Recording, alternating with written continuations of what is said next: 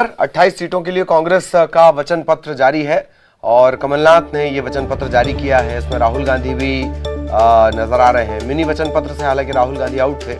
किसान कर्ज माफी और बिजली बिल हाफ के सहारे उपचुनाव में उतरेगी कांग्रेस। किसान बिल नहीं लागू करने का भी वचन है। किसानों की उपज का समर्थन है। किसानों की उपज समर्थन मूल्य पर खरीदने का ऐलान है। उपचुनाव में बीजेपी को जनता तमाचा मारेगी, ये कहना है कमलनाथ का। कांग्रेस ने अपने वचन पत्र में 52 नए वचन दिए हैं। कर्मचारी, आदिवासी, उद्योग, व्यापार, रोजगार, युवाओं को रोजगार और महिला सामाजिक न्याय और सुरक्षा, इनसे जुड़े किसानों, इनसे जुड़े और कई और मुद्दे हैं। किसानों पर भी बड़ा फोकस है। किसानों के मुद्दे पर भी बड़े ऐलान किए गए हैं।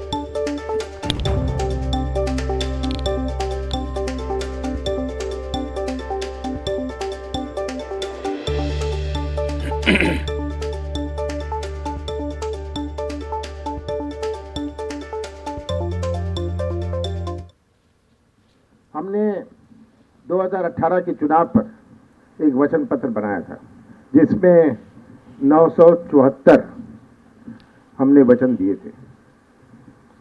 15 महीने कांग्रेस की सरकार रही, 2.5 महीने आचार संहिता, 1 महीने सौदेबाजी में किया। 11.5 महीने में हमने 574 वचन अपने पूरे करे। जितना भी झूठ बोल ले भारतीय जनता पार्टी, उनके नेता और शिवराज सिंह जी, जनता इसकी गवाह है। हमें सफाई नहीं देनी।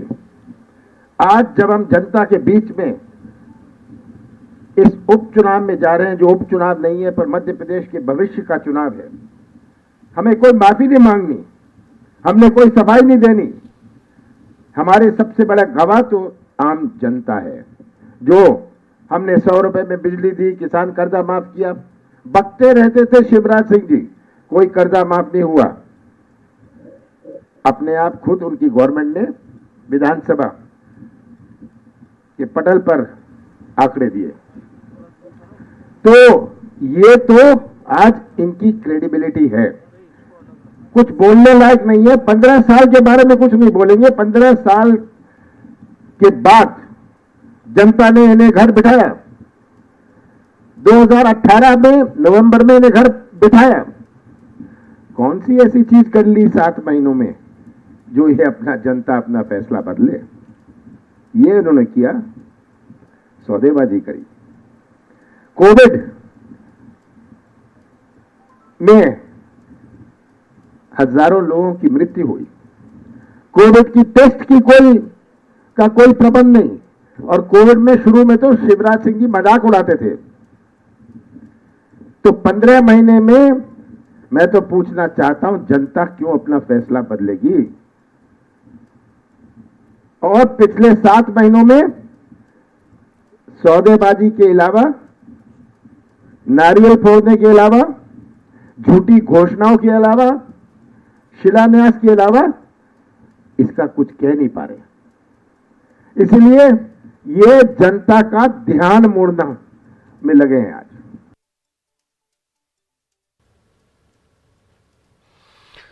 तो पूर्व मुख्यमंत्री कमलनाथ को भी आपने सुना और जो खास बात है, उन्होंने कहा कि हम सफाई क्यों दें या हमें सफाई नहीं देनी है। 7 महीने में ऐसा क्या हो गया जो जनता इन्हें मौका दे, जिन्हें जनता ने घर बिठा दिया था। ये तमाम बातें उन्होंने कही। वचन पत्र की एक तरह से रीलॉन्चिंग भी आप इसे कह सकते हैं। हालांकि इस वचन पत्र में 52 नए पॉइंट्स भी जोड़े गए हैं और लगातार हम आपको बता रहे हैं। किसान कर्ज माफी, बिजली बिल हाफ, इसका जिक्र इसमें किया गया है। किसान बिल जो लागू किए गए हैं, 3 बिल जो लागू किए गए हैं, कृषि संशोधन बिल, किसानों से जुड़े हुए, उन्हें लागू नहीं करने का वचन है। किसानों की उपज समर्थन मूल्य पर खरीदने का भी ऐलान इसमें किया गया है। अनुराग हमारे साथ जुड़े हुए हैं। एक बार फिर अनुराग के पास आपको लिए चलेंगे। अनुराग, क्या कुछ खास इस वचन पत्र में आपको नजर आ रहा है? एक दूसरा, जब कमलनाथ चर्चा कर रहे थे तो उन्होंने कहा जो बातें जो बहुत नोट करने वाली हैं कि हम सफाई नहीं देंगे, और आपने 7 महीने में ऐसा क्या कर लिया कि जिस जनता ने आपको बिठा दिया था वो फिर से आपको मौका दे दे? अनुराग।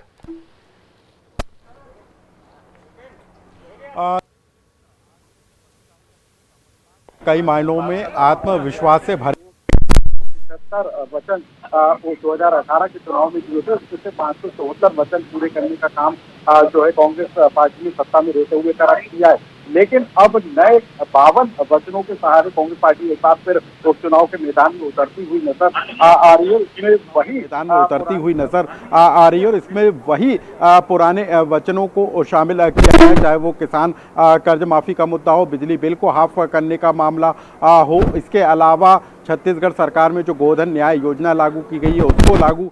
अब कांग्रेस पार्टी इस बात का भी दावा कर रही है कि वो सत्ता में आती है तो जो कृषि बिल केंद्र सरकार के द्वारा लागू किया गया है उसको मध्य प्रदेश में लागू नहीं किया जाएगा। यानी कि किसान, आम आदमी से लेकर उद्योग, रोजगार और महिलाओं तक को भी कांग्रेस पार्टी ने अपने वचन पत्र में शामिल करने की कोशिश की है। हर वर्ग के लिए कुछ करने का ऐलान जो है कमलनाथ करते हुए नजर आए। लेकिन एक और खास बात ललित, आज जब कमलनाथ से सवाल पूछा गया कि जो आंकड़ा उनको सत्ता में आने के लिए चाहिए तो वो कहाँ से जुट पाएगा, क्या क्लीन स्वीप करने की स्थिति में कांग्रेस पार्टी है, तो उन्होंने कहा कि इसकी चिंता आप छोड़ दीजिए, मुझे किस तरीके से आंकड़े जुटाना है, क्या करना है, उसकी तैयारी मैं अपनी स्तर पर कर रहा हूँ। यानी कि कहीं ना कहीं कमलनाथ दो तरह से काम कर रहे हैं। एक तरफ तो उपचुनाव की तैयारी को लेकर जुटे हैं, लेकिन यदि आंकड़े में यदि वो बीजेपी से कहीं पिछड़ते हैं या फिर संख्या बल में कहीं पीछे रह जाती है तो उसको लेकर उनका क्या प्लान होगा, इसको लेकर भी कांग्रेस पार्टी कहीं ना कहीं तैयारी करती हुई नजर आ रही है।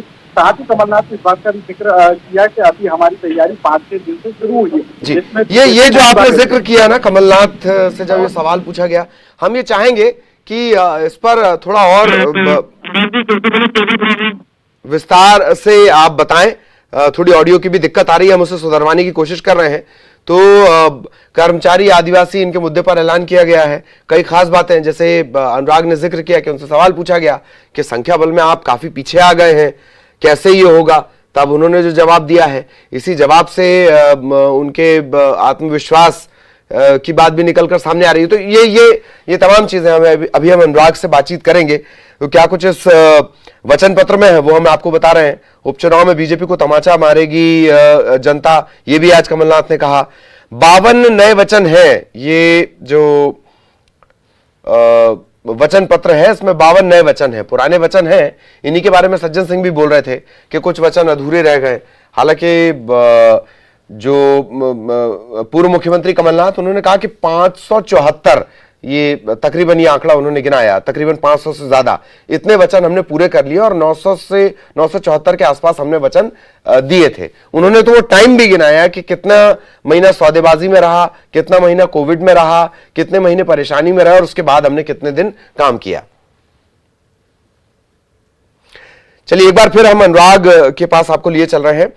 अनुराग, सवाल उनसे पूछा गया जीत और संख्या को लेकर, तो उन्होंने जो जवाब दिया है वो भी बहुत शॉर्ट में बताएं, और उसके आगे जो आप एक महत्वपूर्ण जानकारी दे रहे थे, ऑडियो की दिक्कत के चलते वो हमारे दर्शक सुन नहीं पाए हैं, उसे रिपीट करें जरा प्लीज। देखिए ललित, ये सवाल कमलनाथ से पूछा गया था कि आंकड़ों को किस तरीके से पूरा वो करेंगे, यदि सत्ता में कांग्रेस पार्टी को आना है तो क्लीन स्वीप का लेकर क्या प्लान है। तो इस पर कमलनाथ ने साफ कहा है कि इसकी चिंता आप छोड़ दीजिए, वो पूरी तरीके से तैयारी कर रहे हैं कि किस तरीके से संख्या बल को जुटाना है और किस तरीके से सत्ता में वापसी करनी है। यानी कि कमलनाथ न सिर्फ उपचुनाव की तैयारियों को लेकर जुटे हुए हैं, बल्कि इस बात की आंकड़ों को लेकर भी किसी तरह के प्लान में जुटे हुए हैं कि किस तरीके से कांग्रेस पार्टी को विधानसभा के अंदर संख्या बल की जरूरत होगी, यदि कितनी सीटें कांग्रेस जीत कर आती है तो कितनी सीटों की जरूरत होगी, इसको लेकर भी कमलनाथ कहीं ना कहीं किसी तरह की प्लानिंग में जुटे हुए नजर आ रहे हैं। इस बात के संकेत उन्होंने आज अपने एक सवाल के जवाब में दे दिया। लेकिन दूसरी बात कमलनाथ ने यह भी कहा है कि वो कांग्रेस पार्टी की तैयारी अभी 4-5 दिन से शुरू हुई है उपचुनाव को लेकर, और उसी में बीजेपी बौखला गई है और कई तरह की तैयारियां भी उनकी सामने आना बाकी है। यानी कि उपचुनाव में अभी तकरीबन 15 दिन का समय बाकी है। तो ऐसे में कांग्रेस पार्टी कुछ और नई रणनीति के साथ उपचुनाव के मैदान में आ सकती है। कमलनाथ इसको लेकर लगातार रणनीति बनाने का काम कर रहे हैं। उपचुनाव में चुनावी सभाओं को लेकर उनके कार्यक्रम जारी हो चुके हैं। इसके अलावा वचन पत्र शामिल कर दिया है। कांग्रेस पार्टी ये बताने की कोशिश कर रही है कि जब वो सत्ता में थी तो कितने वचनों को पूरा करने का काम किया गया और ऐसे कौन से बिंदु हैं जिनके जरिए वो हर वर्ग को साध सकती है, इसका भी वचन पत्र में बताने की कोशिश की है। उद्योग, रोजगार, महिला सुरक्षा, किसान कर्ज माफी और बिजली बिल हाफ जैसे मुद्दों को लेकर कांग्रेस पार्टी एक बार फिर चुनाव मैदान में। यानी कि कांग्रेस पार्टी को ये पता है कि 2018 के चुनाव में जो वचन उसके लिए रामबाण साबित हुए थे, वही एक बार फिर उसके लिए जीत की राह को आसान बना सकते हैं। और शायद यही कारण है कि वचन पत्र को तैयार करने में कांग्रेस पार्टी ने उन्हीं योजनाओं का जिक्र ज्यादा किया जो 2018 के चुनाव में कांग्रेस के लिए ऐसे भी कहा जा सकता है कि बीजेपी के रास्ते बहुत कठिन कर दिए उन्होंने। बहुत बहुत शुक्रिया, वक्त की कमी अनुराग, बहुत बहुत धन्यवाद आपका इस तमाम जानकारी को हमारे दर्शकों से साझा करने के लिए। तो 28 सीटों पर उपचुनाव में जीत के लिए ऐसा कहा जा रहा है कि कांग्रेस आज से देवी आराधना भी शुरू करेगी। पीसीसी दफ्तर में मां दुर्गा की प्रतिमा रखी जाएगी, प्रतिष्ठा की जाएगी और 9 दिन का ये उत्सव होगा। नवरात्रि में दुर्गा जी की स्थापना वर्षों से मध्य प्रदेश कांग्रेस कमेटी में होती आ रही है। इस वर्ष भी दुर्गा जी विराजेंगी, भंडारा होता है, भंडारा होगा, पूजा पाठ जिस तरीके से पहले होती आई है वो होगा। मध्य प्रदेश में जनमानस के हित में ईश्वर का, माँ का आशीर्वाद मिले, इसके लिए कांग्रेस कमेटी हमेशा से कार्यालय में बैठाती है।